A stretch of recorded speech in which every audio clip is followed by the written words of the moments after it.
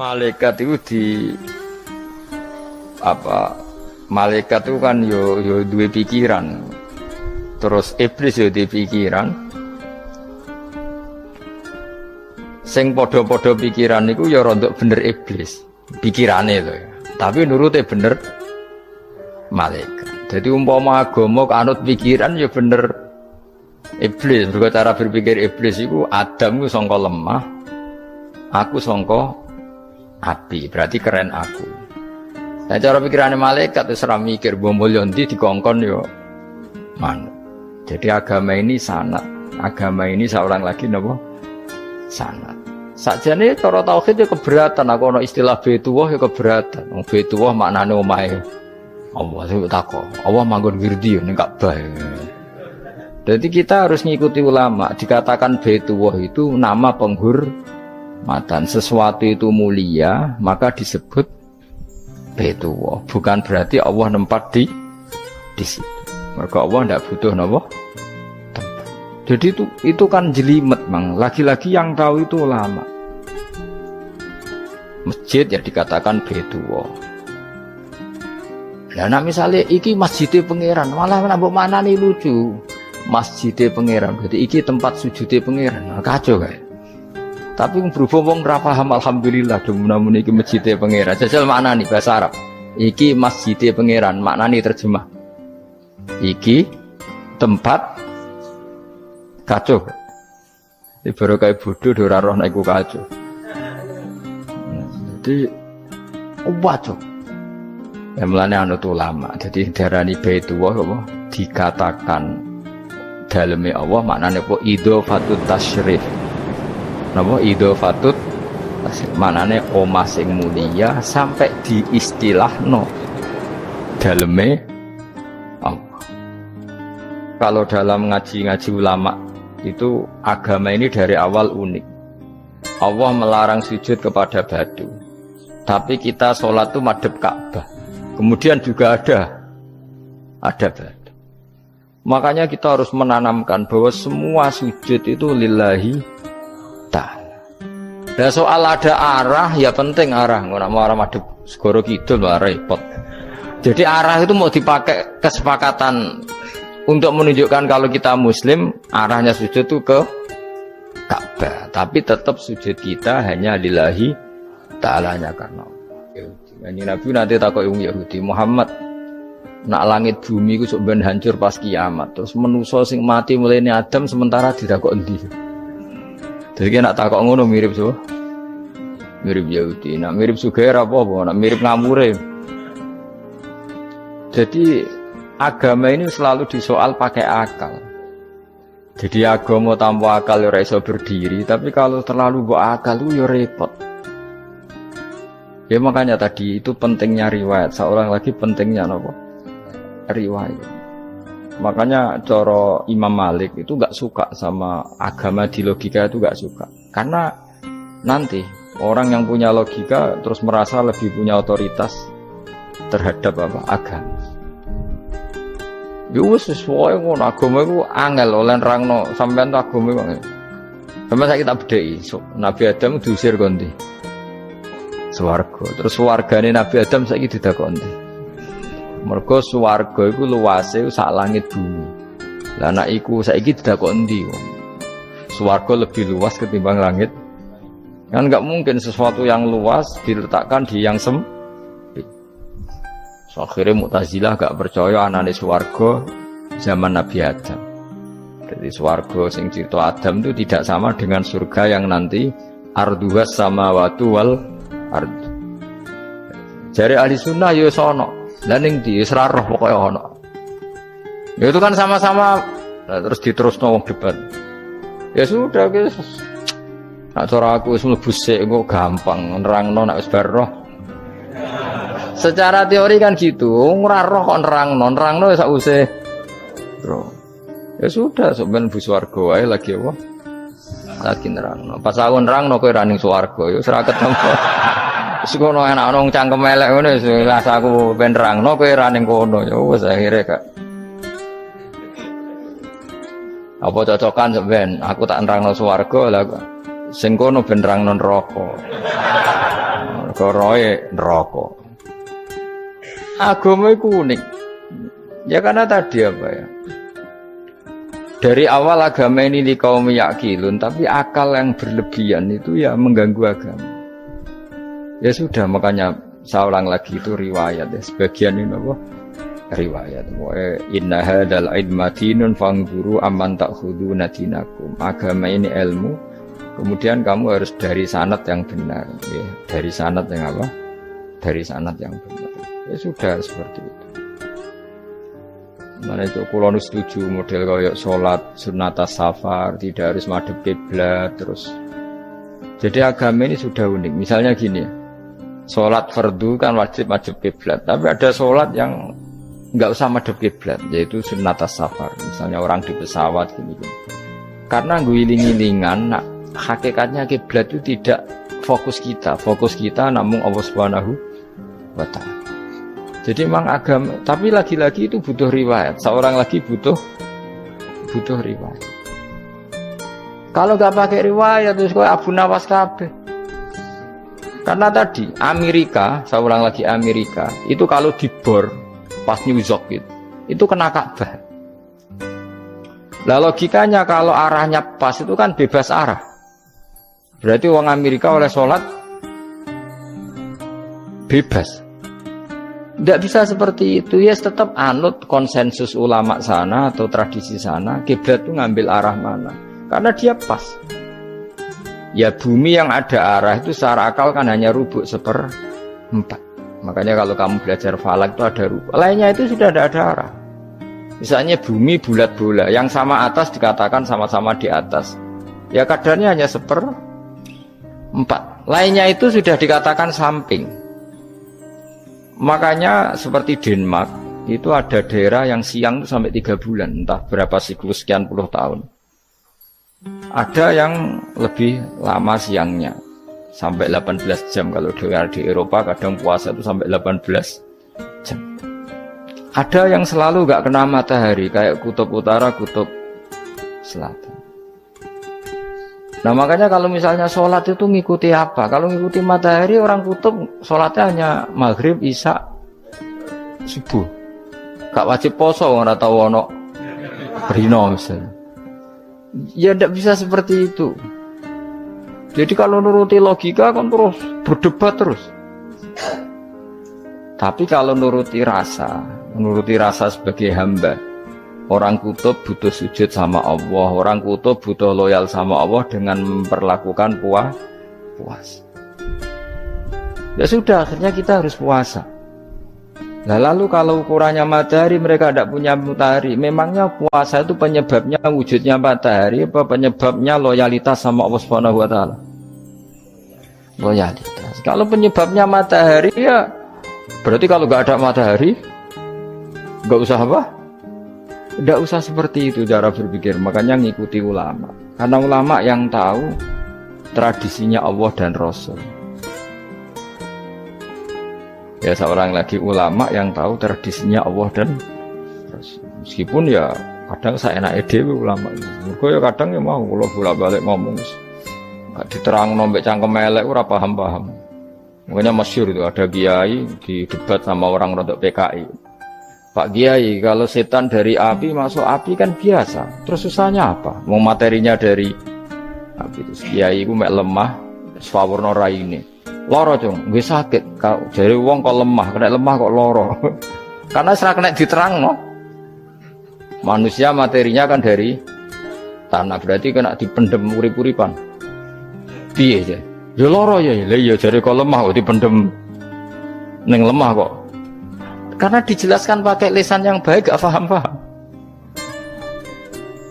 Sebenarnya kita ini ingin selalu baik, tapi ada orang-orang diterangkan cara baik-baik itu paham. Kayak misalnya ana wong kondo, Gus kula niku bojo kula cerewet ngene-ngene, apike kula pegat. Dicereweti bojo mbek diarani duda iku lara ndi? Oh lara diarani duda isen. Kue payu rabi dicereweti, ambek ra payu rabi jomblo, sakit mana? Sakit distatuskan jomblo. Malah kena dicereweti sabar prestasi baru. Mesti wong ku diwolak-walik. Lan jarpe sekolah tak malan kula seneng mbek Imam Syafi'i. Kowe dirasani wong ning ngarepmu, diomongi, ambek dirasani seneng ndi? Seneng dirasani cara kowe. Jare Imam Syafi'i buktike wibawa, buktine ngomong ning ngarepmu rawani. Jadi Imam Syafi'i itu rileks urip.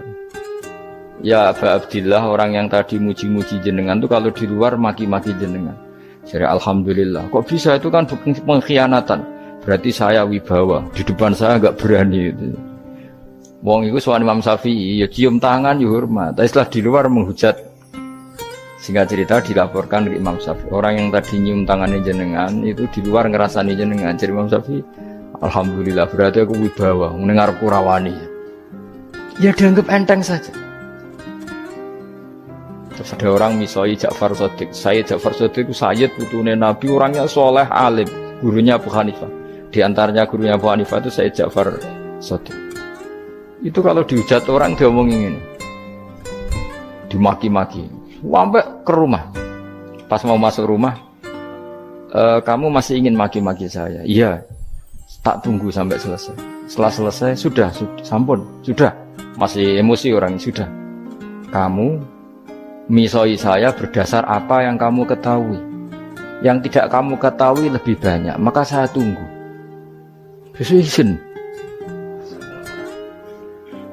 Izin sampai terus ketika ditanya, kenapa engkau sabar ketika jenengan saya pisui? Orang ini akhirnya tobat, mencium tangannya, mencium lututnya. Jawab saya Ja'far Shadiq ini. Aturahu tu'so kurhan, aturahu yu'so kurhan.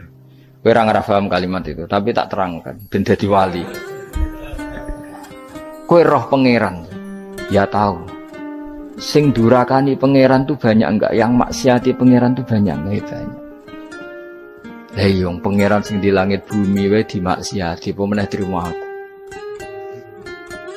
Akhirnya terus jadi orang-orang soleh itu cara berpikir itu di luar kapasitas kamu. Apa ya? Mereka itu hanya Allah, taunya itu hanya Allah. Aku kan enggak egois, harga diri. Mana ada agama berdasar harga diri itu. Kalau dalam bahasa Arab disebut hamiyat al-jahiliyah, itu gengsi nopo? Jahil. Makanya ketika saya berkali-kali cerita itu, ada seorang ulama dipanggil tetangganya, nom. Setelah sampai situ, sudah kembali, saya tidak butuh kamu. Setelah sampai rumah dipanggil lagi, sudah kembali lagi sampai 3 kali. Ulamanya tetap ceria, tetap nyaman. Ketika ditanya, kenapa engkau tetap nyaman? Wahai pemuda, kamu itu tetangga saya. Kata Allah dan Rasul, nak kue iman be Allah Rasul, kon ngapi itu tangga, kon ngundang aku ya teko. Ya seneng nuruti perintahnya. Ketika kamu nyuruh saya kembali, ya saya kembali. Memang itu keinginan kamu. Kue tanggaku, aku kon nurut be tangga. Aku ora urusane be kue. Aku mau nyaman be perintahnya. Nangis pemuda tadi itu tobat. Kalau kamu kan warga diri, orang kok dipimpong. Ini gak bakat wali blas. Jadi orang dulu itu nyaman. Karena ya pikirannya namun Allah Subhanahu wa ta'ala. Umar bin Abdul Aziz itu termasuk khalifah paling soleh setelah periode sahabat. Itu mau kapundhut itu Sewantai. Ketika keluarganya menangis, kenapa kamu menangisi saya? Ya karena engkau mau mati. Memangnya kalau mati mau kemana? Ila khairi madhubin ilaih, ke zat terbaik. Terus aku mbok kon urip awor kowe gak jelas iso ngrumat aku ta ora. Anak Allah malah jelas. Saiki apik ndi urip mbek wong ora jelas sampai sing jelas. Ya wis kapundhut. Kowe kan gak mati ku wedi. Dosane akeh. Lah mungkin nek urip terus ora dosa apa tengene. Mung gaya tok asline. Dosa kula cek kathah Gus kok mati terus. Ya malah apik mati biar dosa meneh. Biasa wae nek apik mati biasa karena potensinya kamu urip suwi ku dosane apa taat meneh. Ya jawab. Potensine. Dosa meneh apa taat meneh? Apa ya dosa ya taat. Terus pas mati, pas tua atau pas dosa? Ya ora usah ngono biasa ya. Sampai mati ae matur pangeran Gusti nak saya ini mati nggih. Mati mawon nak saya ini urip nggih. Urip mawon Gusti semua anu jenengan wis. Zaman kula urip sing ngrumat nggih jenengan mungkin sampean mati sing ngelola nggih napa? Jenengan pun donya sing ngurusi jenengan. Kan sebenarnya kalau kita berpikir gitu kan nyaman. Zaman kamu hidup yang mengendalikan jantung, paru-paru, oksigen juga Allah. Dan kamu nggak tahu caranya, tahu-tahu hidup. Tapi setelah mati dikubur kamu iskal. Lalu sistem pernafasan saya gimana setelah saya mati? Memangnya zaman yang dunia kowe roh. Oh karena ada oksigen. Nah, terus oksigen wujudnya karena apa kowe ya ora roh. Oksigen dari zat gini lah zat iku kok sapa ya ora roh. Mau gaya tok ngomong mau tetep akhir ora roh. Lan kadang kula gawok mbek wong goblok wis ora roh kabeh dari awal mau alam pokoke gak usah nerang. Nah, artinya gini, kalau zaman di dunia kamu tidak bisa mengelola diri kamu sendiri, juga sama setelah mati tidak bisa mengelola diri kamu sendiri. Semua itu al-amru biyadil, semua itu dalam kekuasaan Allah Subhanahu wa ta'ala. Ya sudah, alaihi tawakkaltu wa ilaihi unib. Ya sudah, kita pasrah saja dan kita hanya kembali kepada Allah Subhanahu wa ta'ala. Ya sudah, itu agama. Tidak bawa logika pakai akal. Wah, itu orang mati itu sudah nggak bisa apa-apa, sudah jadi tanah gini-gini. Nah, masalah catekar ya ngerti, nah, jadi tanah itu tidak bisa apa. Tapi masalahnya kita ini dikendalikan oleh zat yang bisa mengelola semua. Yaitu Nabi Adam diciptakan juga dari tanah. Ya sudah, hanya berdasar riwayat itu yang kita akhirnya meyakini setelah kita mati juga bisa hidup lagi. Iki rasa khawatir, iblis itu ya dhaif, iblis ya lemah. Nyatane ya kowe tetep ngaji jalalan. Berarti ora sukses menyesatkan. Kodang di kowe iblis. Ya kodang sampean, kon ra ngaji tetep ngaji. Kon paham tetep ora paham. Berarti iblis itu enggak keren loh. Betul, saya setiap melihat orang sholat itu menyaksikan kekalahan apa? Iblis. Jadi iblis itu ya kalah orang kok hebat yo ora. Biasa mawon, ora usah mbok sing hebat ya namo pangeran. Dari awal iblis wis menyerah ngadepi orang sing ikhlas. Ikhlas itu dimulai dari awal. Cara bahasa Inggris pokoknya hilir sampai hulu sampai hilir kudu ikhlas kabeh. Misalnya kita duit, yakin nek iku wae Allah. Sehingga kita ketika ngasihkan orang itu kamu nggak merasa itu milik kamu. Sehingga nggak gampang undat. Selagi itu kamu benar keduanya awalnya salah itu masih mungkin tidak ikhlas. Uang ini milik saya, tak kasihkan kamu dengan ikhlas. Kalimat milik saya ini menjadikan suatu saat kamu jadi undat-undat karena milik saya. Tapi kalau ikhlasnya dari depan, uang ini milik Allah, ilmunya bahak milik Allah, terus tak kasihkan kamu juga hambanya. Dari awal kan merasa saya tidak punya apa-apa. Tapi selagi saya ikhlasnya hanya separuh, ilmu saya tak kasihkan kamu karena Allah, berarti masih potensi enggak ikhlas ya. Jadi kalau ngelatih ikhlas itu harus dua-duanya. Kamu punya uang milik Allah, punya ilmu milik Allah, punya jabatan milik Allah, kemudian kamu kasihkan sesuai perintah Allah, itu lebih mudah ikhlas karena la haula wala quwata illa billah. Selagi masih separuh saja salah, itu potensi berikutnya juga ikut salah. Misalnya aku ngurmat yatim kok ikhlas, duitku tak kena. Kata duitku itu menjadikan suatu saat dulu tak rumat tuh saiki jebule lali aku. Tapi kalau alhamdulillah saya pernah digerakkan Allah ngurmat yatim dengan milik Allah juga. Sehingga kita sekedar pernah melakukan ketaatan ini enggak penting berikutnya anak yatim ini nanti peduli kita apa enggak, enggak penting. Yaitu ikhlas ya. Ikhlas itu sesuatu yang semuanya lillahi ta'ala ya. Dan inna sholati wa nusuki wa mahyaya wa mamati lillahi rabbil alamin. Masyhur itu khilafnya ulama. Apakah malaikat itu termasuk umatnya Kanjeng Nabi Muhammad sallallahu alaihi wasallam? Ada ulama yang mengatakan cara pandang Nabi diutus itu untuk mensolehkan yang tidak soleh atau mensolehkan yang potensi tidak soleh. Kan orang itu ada dua, ada yang memang tidak soleh disolehkan, ada yang potensi tidak soleh. Sebetulnya sudah soleh tapi potensi juga tidak soleh, terus disolehkan. Nah malaikat ini kan tidak berpotensi maksiat sehingga nggak butuh nabi. Seorang lagi malaikat itu kan nggak mungkin nggak soleh, selalu soleh, berarti nggak butuh nabi. Itu cara pikiran Imam Suyuti, sehingga dia mengatakan Quran itu memperingatkan semuanya kecuali malaikat, karena malaikat tanpa diperingatkan sudah soleh. Tapi kata ulama yang lain tidak seperti itu.